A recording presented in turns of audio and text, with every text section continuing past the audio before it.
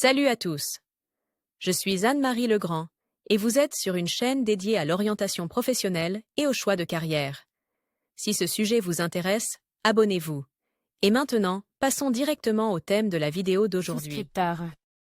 En assurance, personne morale responsable de la conclusion de contrats d'assurance, réassurance et de la constitution d'un portefeuille d'engagement d'assurance, souscrit une police d'assurance ou assume le risque d'assurance. 2. En banque, sur le marché des valeurs mobilières, personne physique ou morale qui garantit à l'émetteur d'actions ou d'autres titres leur placement sur le marché à des conditions convenues, moyennant une rémunération spéciale. Par ailleurs, le Centre d'orientation professionnelle ProfGuide a récemment mis au point un test d'orientation professionnelle précis, qui vous indiquera les professions qui vous conviennent et donnera une conclusion sur votre type de personnalité et votre intelligence. Les professions conviennent aux personnes intéressées par les mathématiques, l'économie et le droit, voire choisir une profession en fonction des centres d'intérêt dans les matières scolaires. Pour assurer le bon fonctionnement de la compagnie, le souscripteur doit évaluer les risques avec compétence, prévoir différentes situations et calculer correctement les indemnités d'assurance. Lire aussi caractéristiques de la profession. La tâche principale du tarificateur est d'évaluer les risques des contrats d'assurance. Ces fonctions comprennent la rédaction, la révision et la signature des contrats, ainsi que la préparation d'avis sur les risques et les pertes.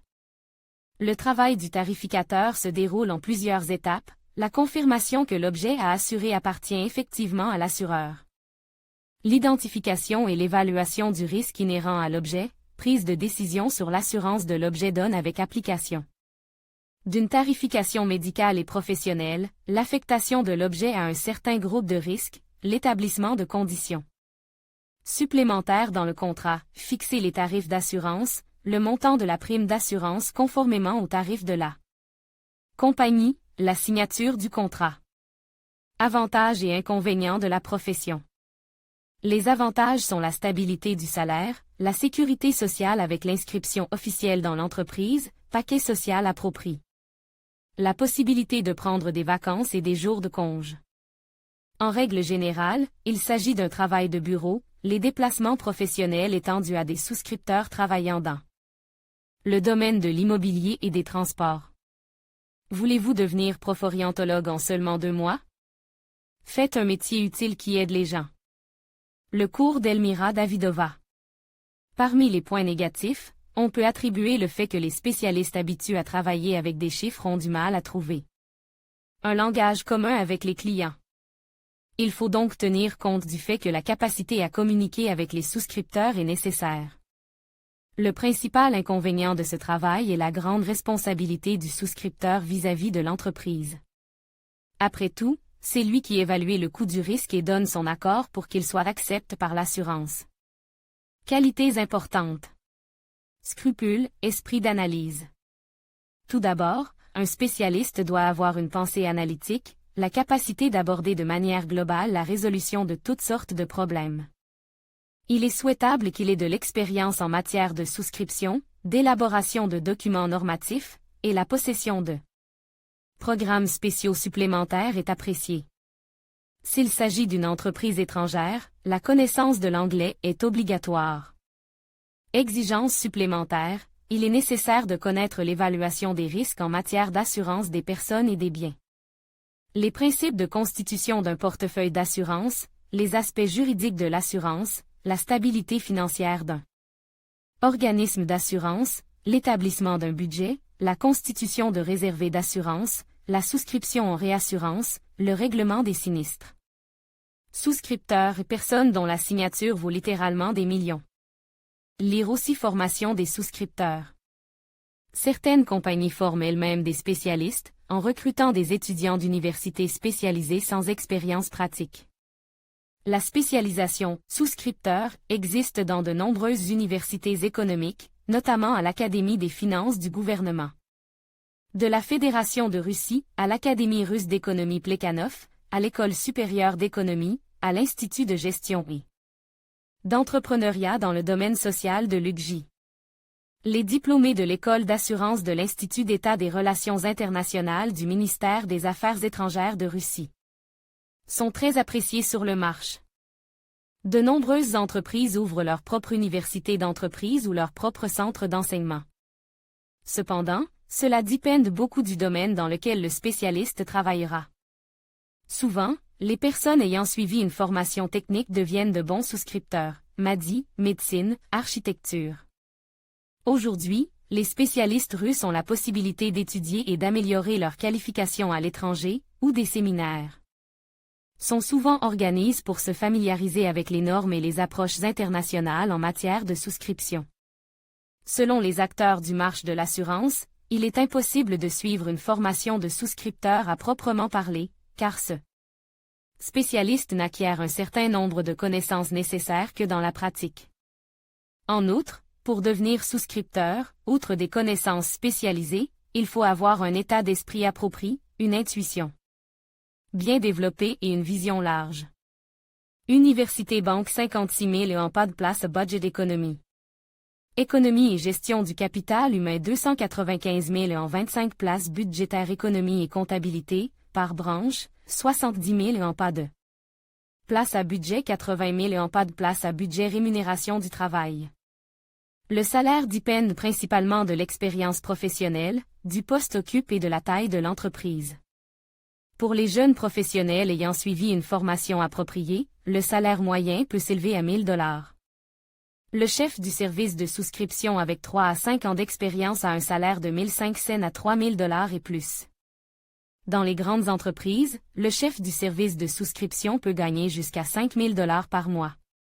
Un tarificateur qui exerce des fonctions telles que la conception des polices, l'analyse des performances des assurances, l'optimisation des produits d'assurance, le suivi des sinistres, etc. peut s'attendre à un salaire compris entre 1 500 et 3 000 $ par mois. Russie 35000-2000000 Moscou 60200-1600000 Informations sur les salaires fournis par HH. Rue. Étapes et perspectives de carrière. Le métier d'assureur est aujourd'hui considéré comme l'une des professions les plus prometteuses. Ces derniers temps, l'assurance des biens, des transports et des personnes est souvent pratiquée. Après 2 ou 3 ans de travail, le souscripteur peut être transféré au poste de chef de service. La promotion demande un certain temps. En effet, les résultats du travail d'autres spécialistes, tels qu'un agent d'assurance ou un conseiller financier, sont visibles immédiatement. Alors que les résultats du travail du tarificateur ne peuvent être évalués qu'au bout d'1 an au moins. Les postes d'experts dans le service des sinistres et de spécialistes dans le service des ventes sont également très demandés. Après 3 ans de travail dans une compagnie d'assurance, vous pouvez espérer devenir un cadre moyen et, plus tard, un analyste commercial. Dans un avenir proche, la profession de tarificateur en Russie, ainsi que le marché de l'assurance dans son ensemble, ont d'énormes perspectives. Selon les prévisions des spécialistes de l'assurance, la demande de souscripteurs augmentera régulièrement. Souscripteur célèbre portrait d'un assureur russe. Selon une étude du marché du travail, la majorité des candidats à un poste de tarificateur sont des jeunes de moins de 30 ans, 65%. Les femmes sont légèrement plus nombreuses que les hommes à travailler dans ce domaine, 54%. 87% des spécialistes ont fait des études supérieures. Un souscripteur sur 4 parle couramment l'anglais.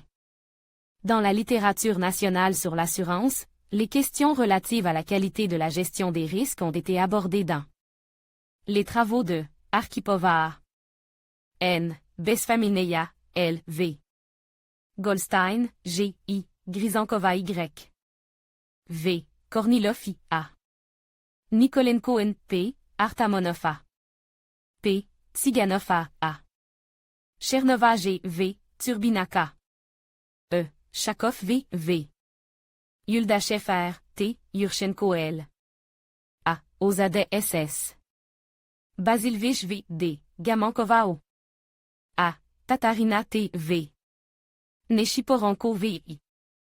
Ainsi que dans des ouvrages étrangers, Albert M. Bland D. Mescon, Monsieur Edourieff. Ored Kotash, faits intéressants le 29 septembre, lors de la 17e conférence internationale sur l'assurance de la CEI et des États baltes à Dagomi.